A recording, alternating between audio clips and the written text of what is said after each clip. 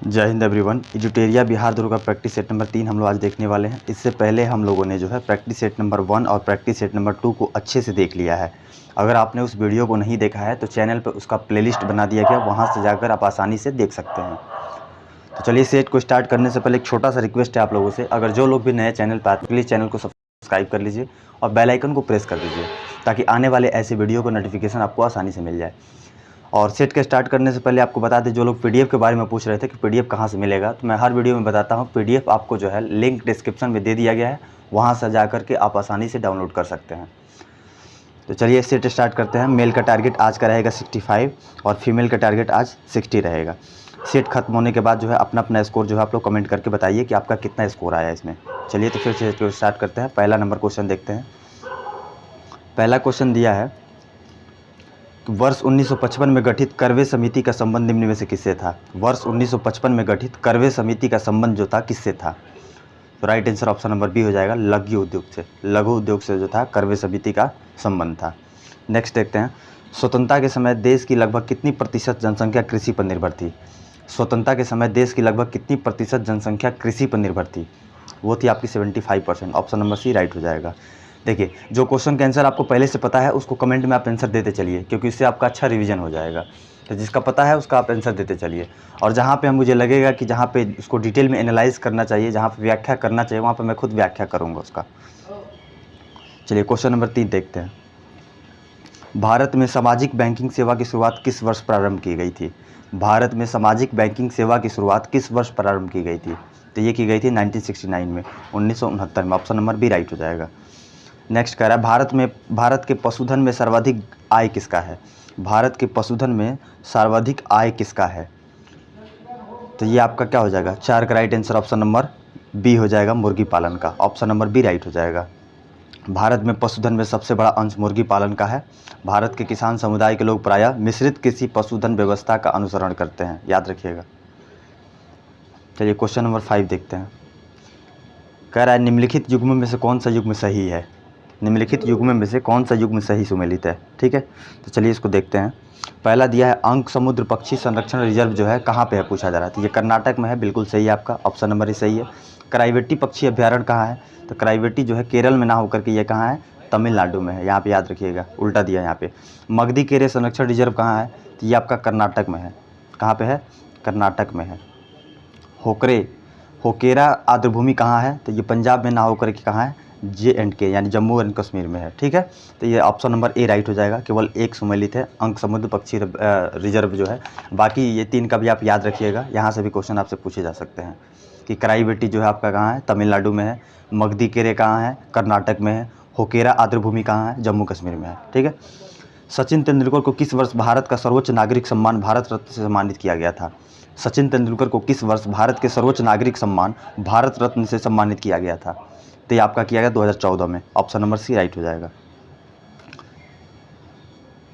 उर्दू भाषा के लिए प्रथम ज्ञानपीठ पुरस्कार विजेता निम्न में से कौन है। उर्दू भाषा के लिए प्रथम ज्ञानपीठ पुरस्कार विजेता निम्न में से कौन है, तो उर्दू भाषा के लिए पहले जो ज्ञानपीठ पुरस्कार विजेता थे वो थे Firaq Gorakhpuri. Option number A right हो जाएगा।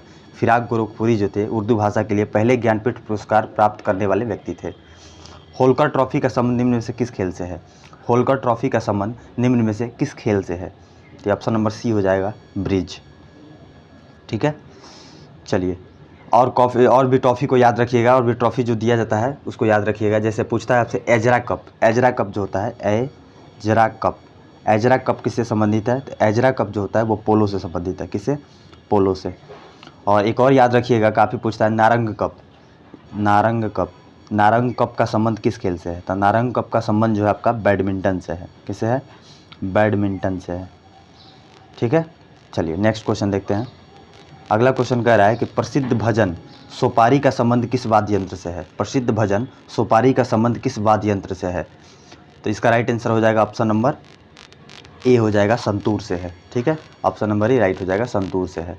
देखिए, कुछ संबंधित व्यक्ति और वाद्य यंत्र से रिलेटेड देख लेते हैं, वाद्य यंत्र और उनसे संबंधित व्यक्तियों के बारे में देख लेते हैं। तो सबसे पहले याद रखेंगे पंडित रविशंकर, PT रविशंकर।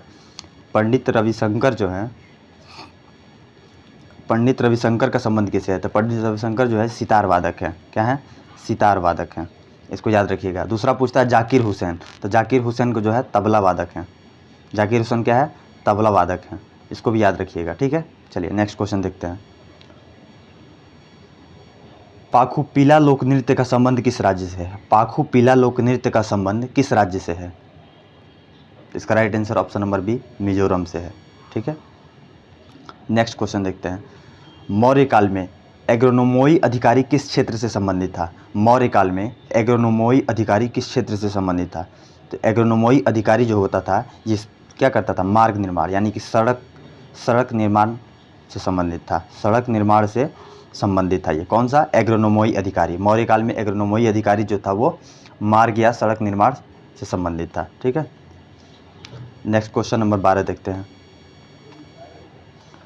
न्याय दर्शन का संबंध निम्न में से किससे है? न्याय दर्शन का संबंध किससे है? न्याय दर्शन का संबंध जो है आपका ऑप्शन नंबर ए राइट हो जाएगा, गौतम से है। ऑप्शन नंबर ए राइट हो जाएगा, गौतम। अगला कह रहा है निम्न में से किस सुल्तान ने सिकंदर ए सानी की उपाधि ग्रहण की थी?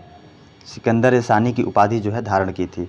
किस सुल्तान ने सिकंदर ए सानी की उपाधि जो है धारण की थी? तो ये आपका अलाउद्दीन खिलजी हो जाएगा। ऑप्शन नंबर ए राइट हो जाएगा।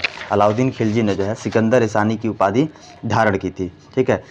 इसने संपूर्ण विश्व को जीतने की अभिलाषा के साथ साथ नया धर्म चलाने की कोशिश की थी। इसने जो अलाउद्दीन खिलजी था, इसने संपूर्ण विश्व को जीतने की उसके अंदर जो थी अभिलाषा भी थी और साथ ही साथ एक नया धर्म चलाने का भी इसने कोशिश किया था, ठीक है। लेकिन जो उलेमा थे वहाँ के, उस समय के उलेमाओं ने जो है इसका विरोध किया था। उलेमाओं के विरोध की वजह से जो है इसने नए धर्म की शुरुआत नहीं कर पाया था ये। अगला क्वेश्चन कह रहा है कि प्रसिद्ध तेलुगु कवि श्रीनाथ किसके दरबार में रहते थे? प्रसिद्ध तेलुगु कवि श्रीनाथ जो हैं किसके दरबार में रहते थे? तो ये देवराय के दरबार में रहते थे। देवराय द्वितीय, याद रखेंगे, देवराय द्वितीय के दरबार में रहते थे। कौन? प्रसिद्ध तेलुगु कवि थे श्रीनाथ, ये देवराय द्वितीय के दरबार में रहते थे। निम्न में से किसने बाबर को सरे पुल के युद्ध में पराजित किया था? निम्न में से किसने बाबर को सर ए पुल के युद्ध में जो है पराजित किया था? तो शैबानी खां था ये। कौन था? शैबानी खां। ऑप्शन नंबर सी राइट हो जाएगा। देखिए सर ए पुल का युद्ध कब हुआ था आपसे पूछा जाएगा, तो याद रखिएगा 1502 में हुआ था, ठीक है। बाबर और शैबानी खां के मध्य हुआ था। इस युद्ध में शैबानी खां ने बाबर को हराया। इसी युद्ध में जो है उज़्बेकों ने तुलुगमा नीति का प्रयोग शैबानी खां के द्वारा किया गया था। जो आप पढ़ते हैं कि तुलुगमा नीति का प्रयोग जो होता है ये शैबानी खां द्वारा पहली बार किया गया था इस युद्ध में, और बाबर यहाँ पे पराजित हुआ था। 1502 में हुआ था ये, याद रखिएगा।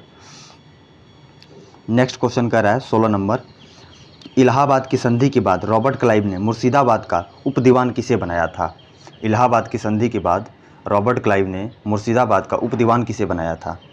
तो ये मोहम्मद रजा खान था। मोहम्मद रजा खान था, याद रखिएगा। अब इलाहाबाद की संधि कब हुई थी? तो दो संधियाँ हुई थी। एक 12 अगस्त को हुई थी, 12 अगस्त 1765, माफ़ कीजिएगा 1765। एक हुआ था 16 अगस्त 1765, ठीक है। तो ये जो इलाहाबाद की जो संधि हुई थी, इसमें जो पूछा जा रहा है आपसे कि मुर्शिदाबाद का उपदीवान जो बना था मोहम्मद रजा खान बना था, ठीक है। और बिहार के लिए पूछा जाएगा, बिहार के लिए कौन था? तो बिहार के लिए सिताब राय थे। बिहार के लिए कौन थे? सिताब राय थे। चलिए नेक्स्ट क्वेश्चन देखते हैं कि निम्न में से किसे स्थानीय स्वायत्त शासन का जनक माना जाता है? यानी स्थानीय शासन का जनक पूछा जा रहा है आपसे कौन है? 17 नंबर का राइट आंसर ऑप्शन नंबर हो जाएगा B, Lord Ripon. Lord Ripon का कार्यकाल जो था, मतलब स्वायत्त जो मतलब स्थानीय स्वशासन का जनक माना जाता है लॉर्ड रिपन को। और इसे जो है इसका कार्यकाल की बात करें तो ये लगभग जो है 1880 से लेकर के 84 तक इसका कार्यकाल रहता है लॉर्ड रिपन का।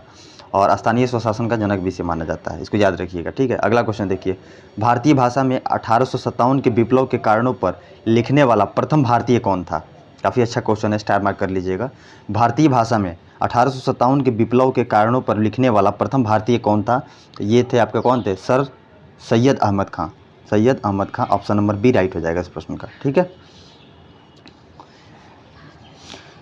सैयद अहमद खां द्वारा लिखित पुस्तक जो है असबाब ए बगावत ए हिंद, कौन सी? असबाब ए बगावत ए हिंद को वर्ष 1859 में प्रकाशित हुई थी, ठीक है। इसको याद रखिएगा, केवल ध्यान से सुनिएगा। अगर ध्यानपूर्वक केवल इसको सुनते हैं तो आपको याद रहेगा। तो इन्होंने जो है असबाब ए बगावत ए हिंद वर्ष 1859 में प्रकाशित की थी। कौन? सैयद अहमद खान ने। अगला क्वेश्चन कह रहा है वर्नाक्यूलर प्रेस एक्ट को किसने निरस्त किया था? वर्नाक्यूलर प्रेस एक्ट को किसने निरस्त किया था? तो निरस्त करने का काम किसने किया था? 19 का राइट आंसर ऑप्शन नंबर हो जाएगा डी, लॉर्ड रिपन ने किया था। ठीक है, तो वर्नाक्यूलर प्रेस एक्ट को रद्द कौन किया था? लॉर्ड रिपन ने किया था। ठीक है, अगला क्वेश्चन देखते हैं। निम्न में से किसने कहा था कि आलोचना और स्वतंत्र चिंतन एक क्रांतिकारी की दो विशेषताएं हैं? निम्न में से किसने कहा था कि आलोचना और स्वतंत्र चिंतन एक क्रांतिकारी की दो विशेषताएं हैं? Right answer option number B हो जाएगा। भगत सिंह ने कहा था कि आलोचना और स्वतंत्र चिंतन एक क्रांतिकारी की दो विशेषताएं हैं। क्लियर। चलिए क्वेश्चन नंबर 21 देखते हैं। महात्मा गांधी के राजनीतिक जीवन की निम्न घटनाओं का कालक्रम क्या है? इनके राजनीतिक जीवन का घटनाओं का कालक्रम क्या है? तो इसको चलिए देखते हैं। देखिए, सबसे पहले तो चंपारण सत्याग्रह, ये 1915 में दक्षिण अफ्रीका से वापस आते हैं, तो 1917 में जो है आपका चंपारण सत्याग्रह करते हैं। तो चंपारण सत्याग्रह आपका 1917 याद रखेंगे यहाँ पे। उसके बाद बात करें 2 नंबर पे, अहमदाबाद मिल हड़ताल 1918, इसको याद रखिएगा। 1918 में जो है फरवरी के महीने में जो है, फरवरी 1918 को जो है ये अहमदाबाद हड़ताल होता है। उसके बाद से खेड़ा आंदोलन होता है, ये भी 1918 में होता है खेड़ा आंदोलन, लेकिन ये महीना था आपका 1918 का मार्च का महीना था, याद रखिएगा। असहयोग आंदोलन की बात करें तो आपका 1920-22, 1920 से 22। ठीक है, तो 1 2 3 4, 1 2 3 4 कहाँ दिया? ऑप्शन नंबर सी में दिया हुआ, ऑप्शन नंबर सी राइट हो जाएगा। चलिए नेक्स्ट क्वेश्चन देखते हैं, क्वेश्चन नंबर 22 नंबर क्वेश्चन कह रहा है कि मैकडोनाल्ड के सांप्रदायिक पंचायत ने किसे पृथक चुनाव क्षेत्र व आरक्षित सीटें आवंटित नहीं की थी? 22 का right answer option number A हो जाएगा, बौद्धों ने। नेक्स्ट 23 नंबर, संसद द्वारा पारित 3 नए आपराधिक कानूनों को भारत में किस दिन लागू किया गया था? संसद द्वारा पारित 3 नए आपराधिक कानूनों को भारत में किस दिन लागू किया गया था? 23 का राइट आंसर क्या हो जाएगा? ऑप्शन नंबर सी हो जाएगा, 1 मई 2024 को लागू किया गया था। क्लियर। चलिए नेक्स्ट क्वेश्चन देखते हैं, क्वेश्चन नंबर 24। अंतर्राष्ट्रीय क्रिकेट परिषद आईसीसी का नया अध्यक्ष किसे नियुक्त किया गया है? अंतर्राष्ट्रीय क्रिकेट परिषद आईसीसी का नया अध्यक्ष किसे नियुक्त किया गया है? तो ये आपके जैसा है, ऑप्शन नंबर बी राइट हो जाएगा, जैसा है। ठीक है, चलिए क्वेश्चन नंबर 25 देखते हैं। हाल ही में राष्ट्रीय आपातकाल के 50 वर्ष पूरे हुए, इसे किस तिथि को लागू किया गया था? हाल ही में राष्ट्रीय आपात के जो है वो 50 वर्ष पूरे हुए, इसे किस तिथि को लागू किया गया था? ऑप्शन नंबर बी हो जाएगा, 25 जून 1975 को। ठीक है, 25 जून 1975 को जो है आंतरिक अशांति के आधार पर सरकार द्वारा आपातकाल लगाया गया था। ठीक है, 49वें जो संविधान संशोधन अधिनियम 1972 द्वारा आंतरिक अशांति के आधार पर सशस्त्र विद्रोह द्वारा प्रतिस्थापित कर दिया गया था, इसको याद रखिएगा। चलिए 26 नंबर क्वेश्चन देखते हैं। विश्व आर्थिक मंच द्वारा जारी वैश्विक लैंगिक अंतराल सूचकांक 2024 में भारत की रैंक क्या है? देखिए, ये एक सूचकांक और जितने भी रैंक हैं इसके लिए मैं एक पर्सनल वीडियो बना दूंगा, वहाँ से आप उसको जाके देख लीजिएगा। 10 से 12 मिनट का वीडियो होगा, वहाँ से जो आपका एकदम क्लियर हो जाएगा कि किस में जो है भ्रष्टाचार सूचकांक में कितना है, लोकतंत्र में कितना है, सबका एक पर्सनल वीडियो बना दिया जाएगा। तो इसका याद रखिएगा, विश्व आर्थिक मंच द्वारा जारी जो वैश्विक लैंगिक अंतराल सूचकांक 2024 में भारत की रैंक जो है वो है आपका 129, ऑप्शन नंबर सी राइट हो जाएगा। हाल ही में किस भारतीय राष्ट्रमंडल लघु तथा पुरस्कार, देखिए हाल ही में किस भारतीय को राष्ट्रमंडल लघु कथा पुरस्कार दिया गया है? हाल ही में किस भारतीय को राष्ट्रमंडल लघु कथा पुरस्कार दिया गया है? तो ये आपका है संजना ठाकुर, याद रखिएगा, Sanjana Thakur, option number A right हो जाएगा। ठीक है, अगला क्वेश्चन देखते हैं। केंद्रीय बजट 2024-25 को 4 विषयों में बांटा गया है, निम्न में से कौन सा एक विषय उसमें शामिल नहीं है? 28 का राइट आंसर हो जाएगा, ऑप्शन नंबर बी, शिक्षा शामिल नहीं है इसमें। ठीक है, चलिए इसमें क्या शामिल था? 4 प्रमुख वर्गों में युवा, महिला, गरीब, अन्नदाता, युवा, महिला, गरीब, अन्नदाता, ये 4 चीज़ें शामिल थी, लेकिन शिक्षा शामिल नहीं है। केंद्रीय बजट 2024-25 में किस टैक्स को समाप्त किए जाने की घोषणा की गई है? तो किस टैक्स को समाप्त किए जाने की घोषणा की गई है? तो वो आपका है ऑप्शन नंबर बी राइट हो जाएगा इस प्रश्न का, एंजल टैक्स। ठीक है, एंजल टैक्स को समाप्त करने की बात की गई है। ठीक है, देखिए एंजल टैक्स होता क्या है? सरकार द्वारा जो स्टार्टअप पर जुटाई गई फंडिंग पर लगाया जाता है। जैसे कोई आप स्टार्टअप करना चाहते हैं, उसके लिए आपने कोई फंडिंग जुटा के रखा है, तो उस पर जो है ये टैक्स लगाया जाता है। इसको समाप्त करने की घोषणा की गई, ये जो है अब समाप्त कर दिया गया है। चलिए नेक्स्ट क्वेश्चन देखते हैं, क्वेश्चन नंबर 30। हाल ही में ओडिशा तथा बंगाल के तटीय क्षेत्र को प्रभावित करने वाला चक्रवात दाना का नामकरण किस देश द्वारा किया गया? तो जो भी चक्रवात आता है तो उसका नामकरण कोई ना कोई देश करता है। तो अभी जो चक्रवात आया था ओडिशा तथा बंगाल के तटीय क्षेत्र को प्रभावित करने वाला चक्रवात दाना का नामकरण जो है किस देश के द्वारा किया गया? तो ये आपका कतर था। ऑप्शन नंबर बी राइट हो जाएगा, कतर के द्वारा जो है इसका नामकरण किया गया था। ठीक है। अंतर्राष्ट्रीय योग दिवस 2024 की थीम क्या था? अंतर्राष्ट्रीय योग दिवस 2024 की थीम क्या था? स्वयं और समाज के लिए योग। ऑप्शन नंबर स्वयं और समाज के लिए योग कहाँ पे दिया है? ऑप्शन नंबर डी में दिया हुआ है। स्वयं और समाज के लिए योग जो था यह अंतर्राष्ट्रीय योग दिवस 2024 की थीम थी। नेक्स्ट क्वेश्चन कह रहा है ऑपरेशन नन्हे फरिश्ते किस केंद्रीय बल द्वारा चलाया गया एक बचाव अभियान है? ऑपरेशन नन्हे फरिश्ते जो है किस केंद्रीय बल द्वारा चलाया गया एक बचाव अभियान है? ऑप्शन नंबर ए हो जाएगा आपका, रेलवे सुरक्षा बल द्वारा जो है चलाया गया एक अभियान है। ऑप्शन नंबर ए राइट हो जाएगा। नेक्स्ट क्वेश्चन देखते हैं 33 कह रहा है कि हाल ही में किस मंत्रालय द्वारा प्रोजेक्ट परी पब्लिक आर्ट ऑफ इंडिया का शुभारंभ किया गया? ऑप्शन नंबर बी राइट हो जाएगा, संस्कृति मंत्रालय। नेक्स्ट क्वेश्चन कह रहा है कि हाल ही में किस देश द्वारा विश्व में पहली बार एक व्यक्ति के मस्तिष्क को डॉक्टरों द्वारा मस्तिष्क प्रत्यारोपण ब्रेन इम्प्लांट किया गया है? हाल ही में किस देश के द्वारा विश्व में पहली बार एक व्यक्ति के मस्तिष्क को डॉक्टरों द्वारा मस्तिष्क प्रत्यारोपण यानी ब्रेन इम्प्लीमेंट किया गया है? तो 34 का right answer option number B हो जाएगा, ब्रिटेन के द्वारा किया गया है। ठीक है। मस्तिष्क में गहराई तक विद्युत संकेत भेजने के लिए डीप ब्रेन जो होता है ना, डीप ब्रेन स्टिमुलेशन जो डीबीएस कहते हैं उपकरण का प्रत्यारोपण किया गया है। देखिए इसका प्रयोग, इसको करने की आवश्यकता क्या पड़ी? इसका प्रयोग जो है जो मिर्गी का दौरा पड़ता है, किसी व्यक्ति को अगर मिर्गी का दौरा पड़ता है तो उसके लिए जो है इसको करने का प्रयास किया गया है, ब्रेन इम्प्लांट किया गया है। ठीक है। चलिए अगला क्वेश्चन देखिए। अगला क्वेश्चन कह रहा है पेरिस ओलंपिक 2024 में भारत ने कुल कितना पदक अपने नाम किया? तो पेरिस ओलंपिक 2024 में भारत ने कुल कितने पदक अपने नाम किए? तो टोटल 6 पदक अपने नाम किए। इसमें से देखिए पहले तो याद रखिएगा 33वां ग्रीष्मकालीन ओलंपिक का आयोजन पेरिस के फ्रांस में किया गया था। क्लियर। देखिए इसमें से एक रजत पदक यानी एक जो है सिल्वर मेडल आपका आया था, सिल्वर मेडल एक था। ठीक है। जो कि आपका नीरज चोपड़ा द्वारा लाया गया था भाला फेंक में। नीरज चोपड़ा इन्होंने भाला फेंक प्रतियोगिता में जो है सिल्वर मेडल हासिल किया। बाकी 5 कांस्य पदक यानी कुल 6 पदक हम लोगों ने जो है इसमें जीता। हमारा रैंक क्या था? तो टोटल हमारा रैंक था 71 नंबर पे हम लोग थे। ठीक है। दूसरे स्थान पर चीन कुल 91 पदक के साथ रहा। पहले स्थान पर कौन था? अमेरिका टोटल 125 पदक के साथ पहले स्थान पर रहा। 91 पदक के साथ दूसरे स्थान पर चाइना रहा। ठीक है। तीसरे स्थान पर जापान कुल 45 पदक के साथ रहा था। इसमें इस तीनों को याद रखिएगा, आपसे पूछा जाता है। रैंक खासकर याद रखिएगा, आपका रैंक जो था 71 हम लोगों का रैंक था। ठीक है। चलिए नेक्स्ट क्वेश्चन देखते हैं। केंद्र सरकार द्वारा संविधान हत्या दिवस की तिथि को मनाए जाने की घोषणा की गई है? केंद्र सरकार द्वारा संविधान हत्या दिवस किस तिथि को मनाए जाने की घोषणा की गई है? ऑप्शन नंबर सी हो जाएगा, 25 जून को। 25 जून को संविधान हत्या दिवस मनाए जाने की घोषणा मोदी सरकार द्वारा की गई है।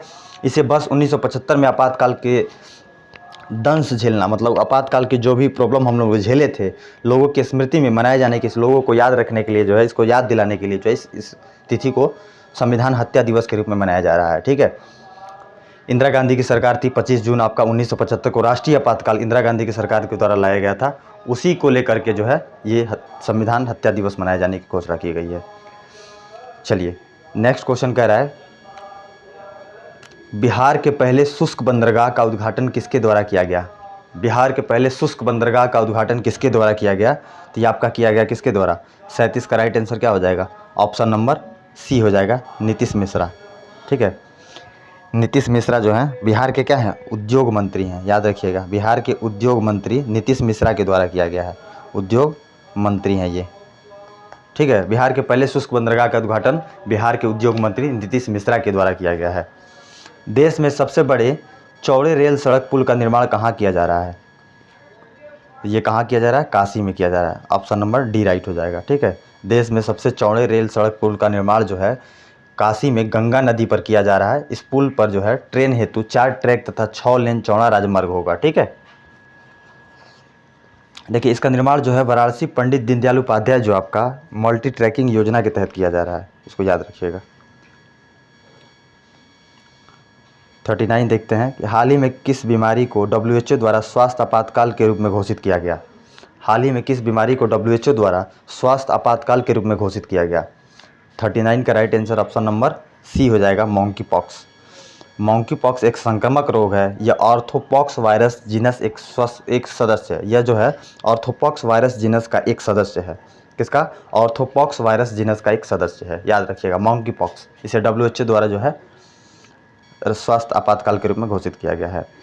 2024 T20 विश्व कप में प्लेयर ऑफ द टूर्नामेंट किसे घोषित किया गया है। 2024 T20 विश्व कप में प्लेयर ऑफ द टूर्नामेंट किसे घोषित किया गया है। तो ये आपके जसप्रीत बुमराह हैं, ऑप्शन नंबर ए है। एक बॉलर हैं जसप्रीत बुमराह, आप सभी को पता होगा। चलिए अगला क्वेश्चन देखते हैं। केंद्र सरकार द्वारा स्मार्ट सिटी मिशन योजना की समय सीमा को कब तक के लिए बढ़ा दिया गया है। तो ये कब तक के लिए बढ़ाया गया? मार्च 2025 के लिए, ऑप्शन नंबर सी राइट हो जाएगा। हाल ही में कुल कितनी महिलाओं को वर्ष 2025 का पद्म पुरस्कार देने की घोषणा की गई है। ऑप्शन नंबर सी 23 महिलाओं को।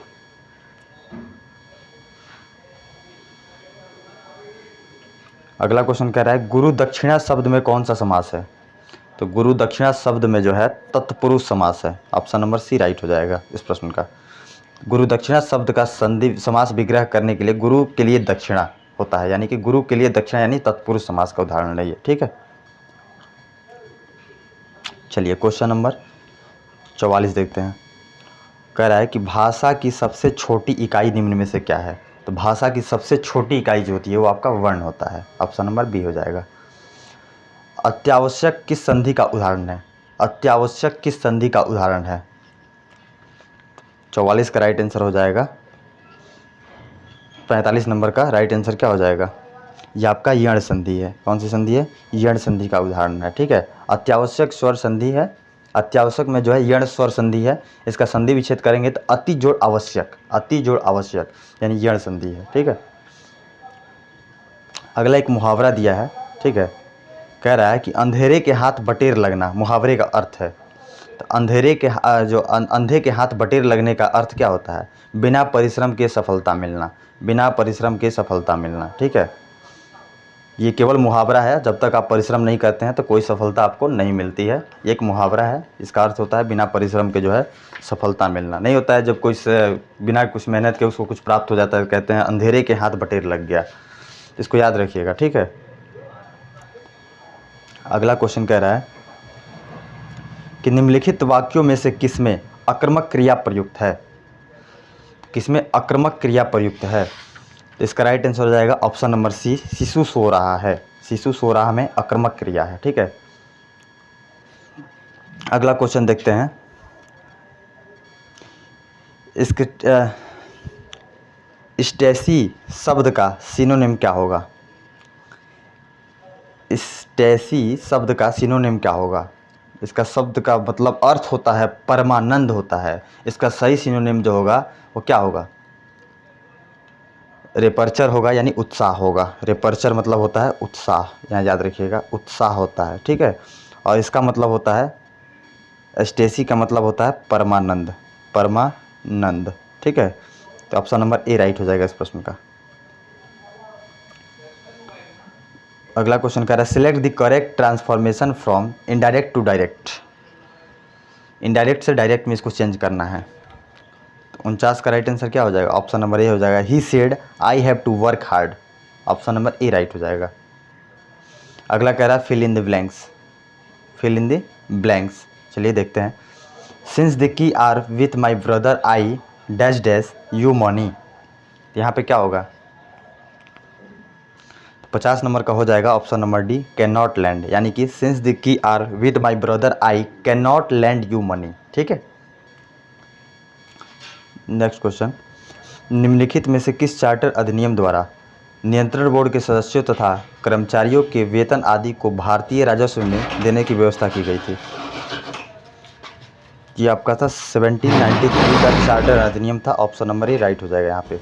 1793 का चार्टर अधिनियम था। इसमें सदस्यों को कर्मचारी जो थे वहाँ के उनके वेतन आदि को जो है भारतीय राजस्व से देने की व्यवस्था का प्रावधान किया गया था।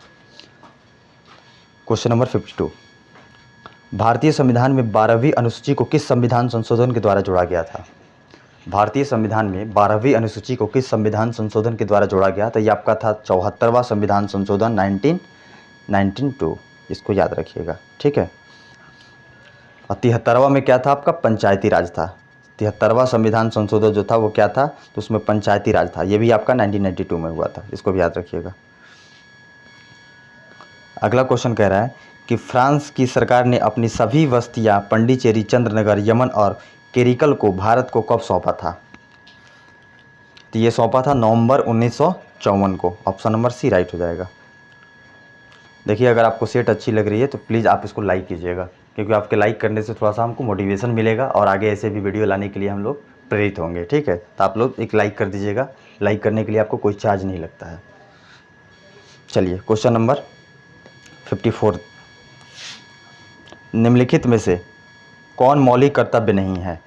तो मौलिक कर्तव्य कौन नहीं है पूछा जा रहा है।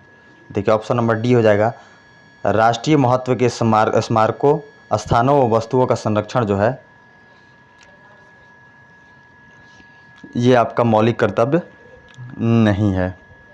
सार्वजनिक संपत्ति की सुरक्षा करना है, देश की सुरक्षा करना, भारत की संप्रभुता यानी कि सॉवरेन, एकता यानी कि यूनिटी और अखंडता को सुनिश्चित करना, ये भी आपका है। यानी कि लास्ट वाला जो है राष्ट्रीय महत्व के स्मारकों, स्थानों व वस्तुओं का संरक्षण जो है आपका मौलिक कर्तव्य नहीं है। मौलिक कर्तव्य जो है सरदार स्वर्ण सिंह समिति की अनुशंसा पर 42वें संविधान संशोधन अधिनियम 1976 के द्वारा जो है आपको जोड़ा गया। संविधान में कुल कितने मौलिक कर्तव्य हैं? तो टोटल 10 जो आपके फंडामेंटल ड्यूटीज़ हैं, ठीक है। टोटल 10 हैं, ठीक है, इसको याद रखिएगा। देखिए, 86वां जो अमेंडमेंट हुआ था आपका, 86वां संविधान संशोधन 2002 के तहत 11वां मौलिक कर्तव्य संविधान में जोड़ा गया। अर्थात अभी वर्तमान में बात करें टोटल कितने मौलिक कर्तव्य हैं, तो सरदार स्वर्ण सिंह समिति द्वारा 10 जोड़ा गया था और अभी जो है 11वां 2002 में आपका जोड़ दिया गया। तो टोटल आपका जो है 11 मौलिक कर्तव्य आपको देखने को मिलेगा, ठीक है। और मौलिक कर्तव्य पूछता है आपसे, मौलिक कर्तव्य जो है किस देश के संविधान से प्रेरित है? तो इसको भी याद रखेंगे, आपसे पूछा जाता है। तो ये रूस के संविधान से प्रेरित है। चलिए, अगला क्वेश्चन देखते हैं। कह रहा है कि निम्नलिखित कथनों में से कौन सा कथन सत्य है? निम्नलिखित में से कौन सा कथन सत्य है पूछा जा रहा है। तो सत्य कथन देखते हैं। राज्यसभा की संरचना अनुच्छेद 80 बिल्कुल सही है। राज्यसभा का सभापति एवं उपसभापति अनुच्छेद 89, ये भी सही है आपका।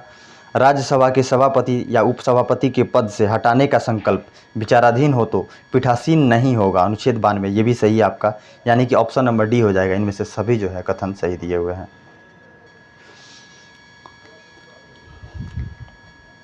चलिए, क्वेश्चन नंबर 56 देखते हैं कि सबसे कम मतदाता वाला लोकसभा क्षेत्र निम्न में से कौन सा है? सबसे कम मतदाता वाला लोकसभा क्षेत्र निम्न में से कौन सा है? तो 56 का राइट आंसर आपका हो जाएगा लक्षद्वीप। ऑप्शन नंबर बी हो जाएगा। अंतर्राज्यीय परिषद के संबंध में निम्नलिखित में से कौन सा कथन सत्य नहीं है? अंतर्राज्यीय परिषद के संबंध में निम्नलिखित में से कौन सा कथन सत्य नहीं है? ऑप्शन नंबर सी राइट हो जाएगा। अंतर्राज्यीय परिषद की एक वर्ष में कम से कम 2 बैठक होना चाहिए, ये कथन आपका गलत दिया हुआ है। ऑप्शन नंबर सी राइट हो जाएगा इस प्रश्न का।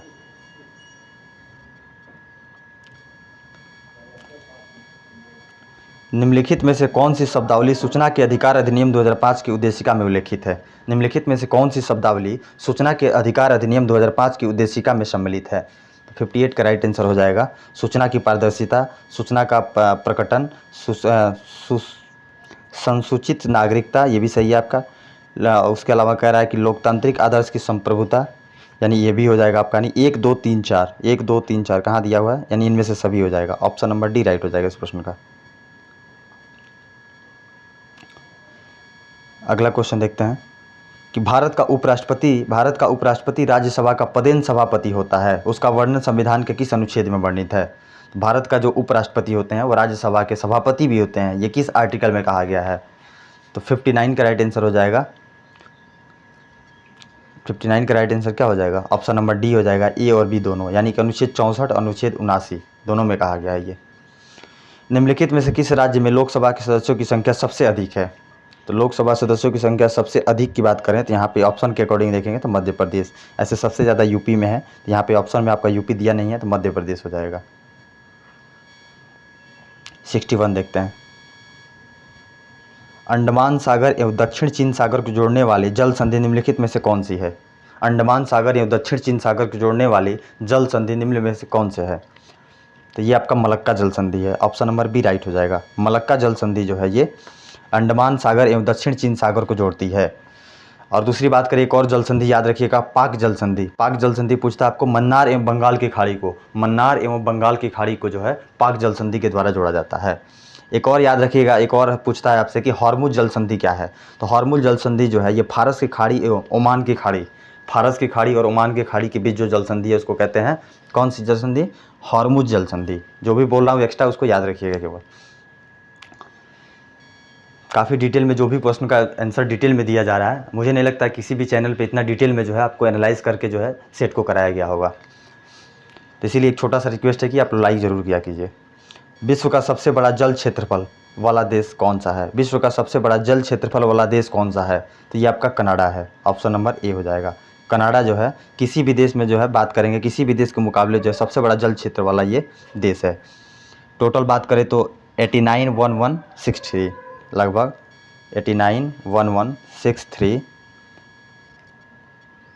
किलोमीटर स्क्वायर, ठीक है, इतना टोटल इसका जल क्षेत्र है। ठीक है, विश्व में सबसे बड़े जल क्षेत्रफल वाला देश का बात करें, कनाडा के बाद का स्थान आता है रूस का, रूस के बाद यूएसए, उसके बाद भारत, भारत चौथे नंबर पे है।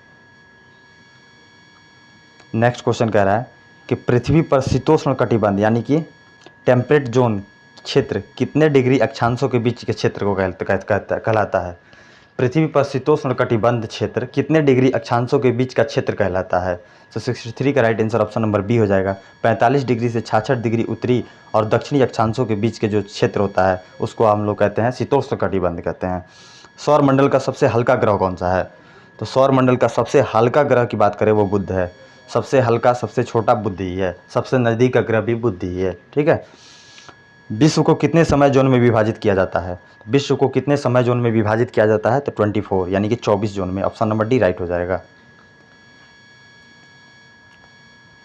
ब्लैक फॉरेस्ट निम्नलिखित में से किस पर्वत का उदाहरण है? ब्लैक फॉरेस्ट निम्नलिखित में से किस पर्वत का उदाहरण है? तो 66 का राइट आंसर क्या हो जाएगा?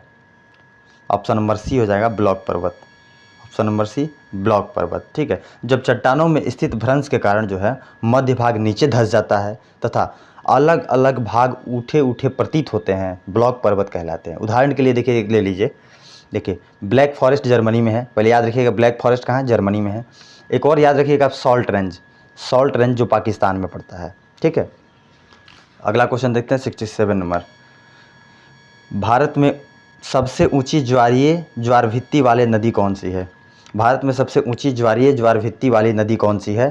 तो ये आपकी हुगली है, ऑप्शन नंबर ए राइट हो जाएगा, हुगली है। ठीक है, हुगली नदी जो है भारत की सबसे ऊंची ज्वारीय ज्वार भित्ति वाली नदी है। इसका मुख्य जो है नदी मुख जो है भारत की नदियों में सबसे बड़ा है, यह गंगा की एक शाखा है। ठीक है, चलिए अगला क्वेश्चन देखते हैं, क्वेश्चन नंबर 68 देखते हैं। सूची 1 को सूची 2 से सुमेलित कीजिए। एक तरफ स्थानांतरण कृषि, एक तरफ विभिन्न क्षेत्र। देखिए मैंने लगभग ज्ञान बिंदु का सेट कराया था, तो वहाँ पे भी क्वेश्चन को बताया था आपको, तो इसको याद रखिएगा। देखिए जो स्थानांतरण कृषि होता है इसको झूम कृषि भी कहते हैं। ये इसके क्षेत्र किस क्षेत्र में किस नाम से जाना जाता है ये पूछा जा रहा है आपसे। देखिए तो झूम कृषि किसमें, झूमिंग कहाँ कहते हैं? उत्तर पूर्वी भारत में कहते हैं। झूमिंग कहाँ कहते हैं? उत्तर पूर्वी भारत में, यानी 3 का पी हो जाएगा, 3 का पी हो जाएगा। उसके बाद बात करते हैं आपका मिल्पा, मिल्पा मैक्सिको में कहते हैं, मिल्पा मैक्सिको में कहते हैं, यानी कि 4 का क्यू, 4 का आपका क्यू हो जाएगा। अगला बात करें आपका रोका, रोका ब्राज़ील रोका, यानी कि 1 का क्या हो जाएगा? आर हो जाएगा, 1 का आर हो जाएगा। 2 नंबर खिल किधर कहते हैं? खिल कहाँ पे कहते हैं इसको? तो खिल कहते हैं हिमालय पट्टी, हिमालय पट्टी, यानी कि 2 का एस हो जाएगा, 2 का एस हो जाएगा। R S P Q, R S P Q, R S P Q option number C में दिया हुआ है, यहाँ पे देखिए ऑप्शन नंबर सी बिल्कुल राइट हो जाएगा इस प्रश्न का। नेक्स्ट क्वेश्चन, प्रीडेटर्स के अंतर्गत निम्नलिखित में से कौन सी श्रेणी के उपभोक्ता आते हैं? प्रीडेटर्स के अंतर्गत निम्न में से कौन सी श्रेणी के उपभोक्ता आते हैं?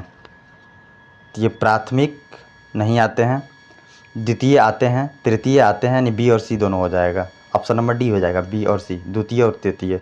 भारत के सबसे अधिक ऊंचाई पर स्थित राष्ट्रीय उद्यान कौन सा है? सबसे अधिक ऊंचाई पर राष्ट्रीय उद्यान की बात करें तो आपका है हेमिस, ऑप्शन नंबर बी हो जाएगा। हेमिस जो है सबसे अधिक ऊंचाई पर है। ये कहाँ पे है? तो लद्दाख में है, इसको याद रखिएगा, ठीक है। ये भारत का सबसे बड़ा राष्ट्रीय उद्यान भी है, इसको याद रखिएगा। चलिए क्वेश्चन नंबर 71 देखते हैं।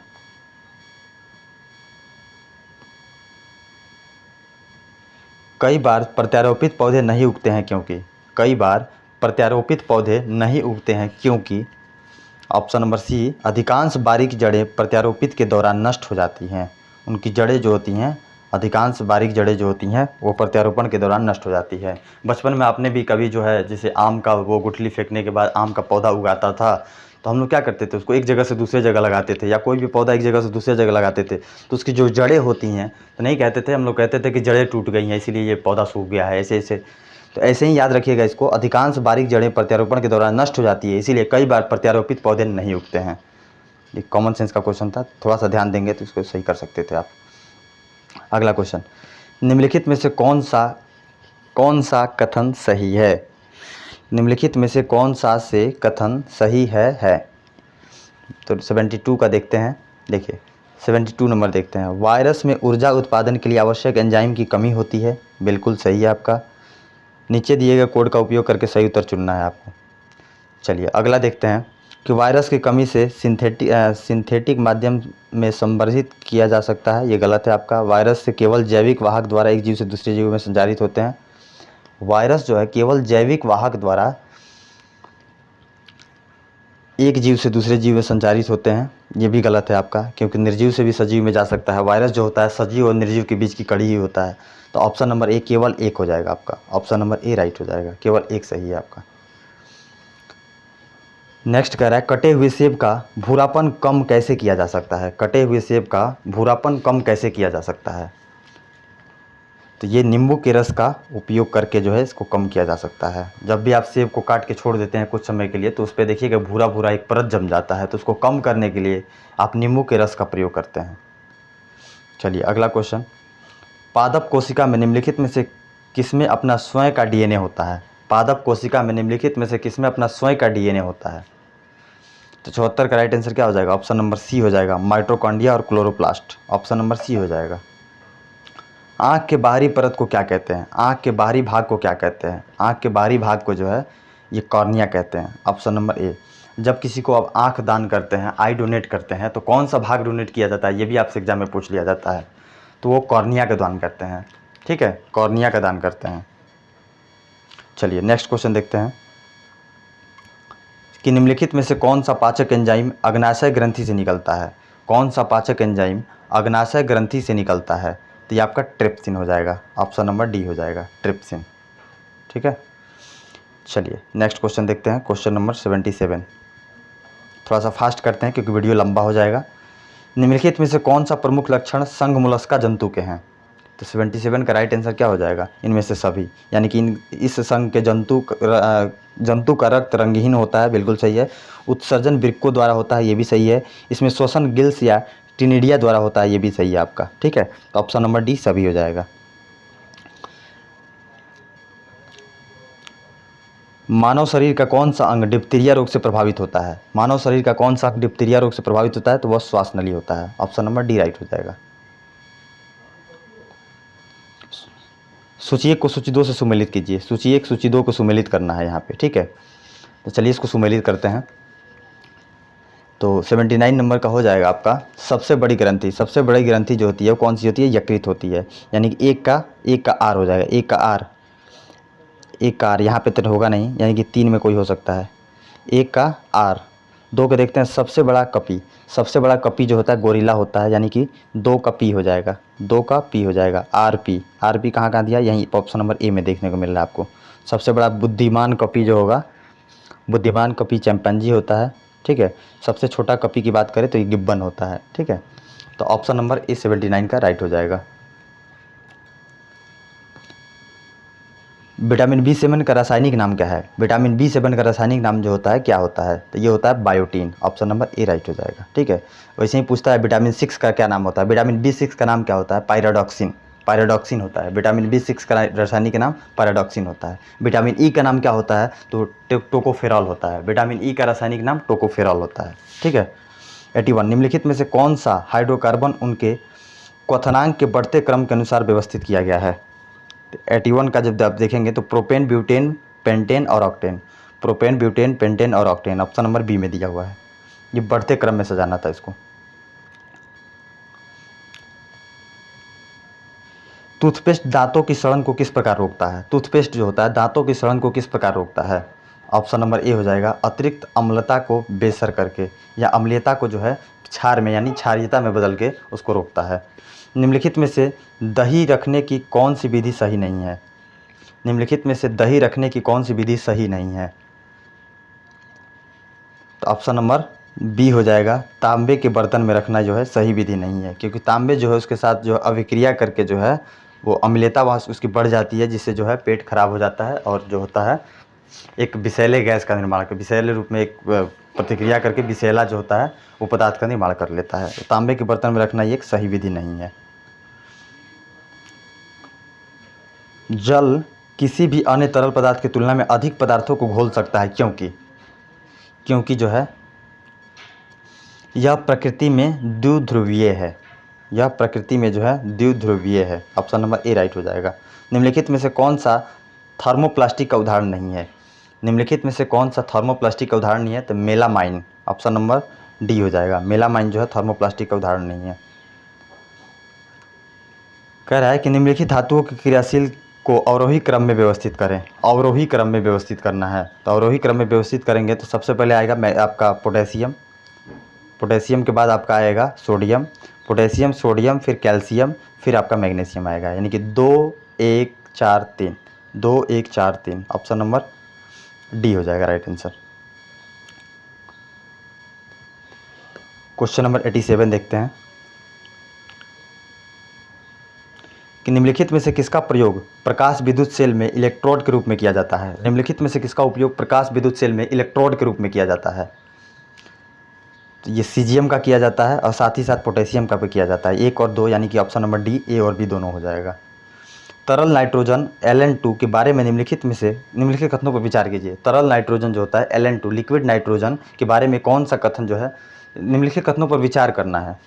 ठीक है, चलिए देखते हैं। यहाँ पे आपसे पूछा जा रहा है उपयुक्त कथनों में से कौन सा कथन सत्य है, सही कथन चुनना है 88 का। तो देखिए यहाँ पे यह रंगहीन, गंधहीन और गैर संक्षारक और गैर ज्वलनशील और अत्यधिक ठंडा तरल है, बिल्कुल सही है। इसे सतह में फैलाते ही गायब हो जाता है, ये भी सही है आपका। ऑप्शन 1 और 2 दोनों यानी ऑप्शन नंबर सी राइट हो जाएगा। ये फिजिक्स का क्वेश्चन है कि एक सरल लोलक की आवर्तकाल और प्रभावी लंबाई के बीच का क्या संबंध है? तो इनके बीच का संबंध आपका निकालना है। तो इसके बीच का संबंध क्या हो जाएगा? तो बीच का संबंध आपका ऑप्शन नंबर डी हो जाएगा। ठीक है, एक सरल लोलक आवर्तकाल टी लोलक की लंबाई एल के वर्गमूल के समानुपाती होता है, अर्थात टी जो है टी समानुपाती होगा किसके? √एल के लंबाई के। ऑप्शन नंबर डी हो जाएगा। चलिए क्वेश्चन नंबर 90 देखते हैं। सूची 1 को सूची 2 से सुमेलित कीजिए। सूची 1 सूची 2 को सुमेलित करना है 90 नंबर में। चलिए देखिए, मायोपिया जो होता है मायोपिया में अवतल लेंस का प्रयोग होता है। अवतल लेंस का, यानी 1 का क्यू हो जाएगा, 1 का क्यू हो जाएगा। चलिए दूसरा देखते हैं हाइपरमेट्रोपिया में जो होता है आपका उत्तल लेंस का प्रयोग होता है, यानी कि 2 का पी हो जाएगा, 2 का पी हो जाएगा। तीसरा कह रहा है प्रेसबोयापिया में कौन सा लेंस का प्रयोग होता है? द्विफोकल लेंस का प्रयोग होता है, यानी कि 3 का एस हो जाएगा। और जो है दृष्टि वैषम्य में जो है आपका बेलनाकार लेंस का प्रयोग होता है, यानी कि 4 का आर हो जाएगा। QPSR ऑप्शन नंबर सी में देखने को मिल रहा है आपको। ऑप्शन नंबर सी राइट हो जाएगा इस प्रश्न का। नेक्स्ट क्वेश्चन देखिए कि जब सूर्य की रोशनी बारिश की बूंदों पर पड़ती है तो इंद्रधनुष बनता है, इसके लिए निम्नलिखित में से कौन सी भौतिक घटनाएं जिम्मेदार हैं? तो देखिए परावर्तन होता ही है, अपवर्तन भी जिम्मेदार है, आंतरिक परावर्तन भी जिम्मेदार है। 1 2 और 3 यानी ऑप्शन नंबर डी हो जाएगा, इनमें से सभी हो जाएगा। निम्नलिखित कथनों पर विचार कीजिए। निम्नलिखित कथनों पर विचार कीजिए। देखिए, उपयुक्त में से कौन सा अल्बर्ट आइंस्टीन के सापेक्षता के सामान्य सिद्धांत की भविष्यवाणी है जिसकी अक्सर मीडिया में चर्चा होती है। तो देखिए, यहाँ पे देखिए, प्रकाश गुरुत्वाकर्षण से प्रभावित होता है, सही है। ब्रह्मांड पर लगातार फैल रहा है, ये भी सही है। पदार्थ अपने आसपास के स्पेस टाइम को विकृत करता है, ये भी सही, यानी इनमें से सभी हो जाएगा। ऑप्शन नंबर डी हो जाएगा। 93, बॉल बेयरिंग का उपयोग साइकिल और कार आदि में किया जाता है क्योंकि बॉल बेयरिंग का प्रयोग जो है साइकिल और कार में आदि में किया जाता है क्योंकि पहिए की धुरी के बीच संपर्क का प्रभावी क्षेत्र कम हो जाता है। पहिए की धुरी के बीच संपर्क का प्रभावी क्षेत्र क्या हो जाता है, वो कम हो जाता है। ऑप्शन नंबर सी हो जाएगा। ठीक है,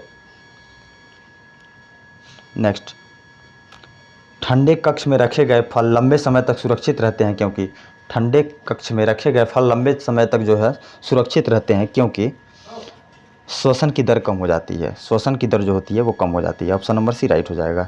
निम्नलिखित में से कौन सा उपकरण यांत्रिक ऊर्जा को ध्वनि ऊर्जा में रूपांतरित करता है। तो यांत्रिक ऊर्जा को ध्वनि ऊर्जा में रूपांतरित करने वाला यंत्र जो है वो आपका क्या होगा, सितार हो जाएगा। ऑप्शन नंबर ए हो जाएगा। ठीक है, वैसे ही कुछ याद रखिएगा, माइक्रोफोन जो होता है ध्वनि ऊर्जा को विद्युत ऊर्जा में, विद्युत मोटर जो होता है विद्युत ऊर्जा को यांत्रिक ऊर्जा में, उसके अलावा डायनेमो की बात करें तो यांत्रिक ऊर्जा को विद्युत ऊर्जा में, ये भी याद रखिएगा। ये मैथ्स का क्वेश्चन है, जब इसको आप सॉल्व कीजिएगा, सॉल्व करने के बाद इसका राइट आंसर आ जाएगा। ऑप्शन नंबर ए हो जाएगा, 4 आएगा। चलिए अगला क्वेश्चन देखते हैं। क्वेश्चन नंबर 97, ये भी मैथ्स का क्वेश्चन है। जब पीडीएफ दे दिया जाता है, पीडीएफ सेट के बाद अपलोड कर दिया जाता है, वहाँ से जाकर आप अपने तरीके से इसको सॉल्व कीजिएगा। सॉल्व करने के बाद आपका राइट आंसर इसका आएगा 4.5 घंटा। 4.5 घंटा, ऑप्शन नंबर डी इसका होगा।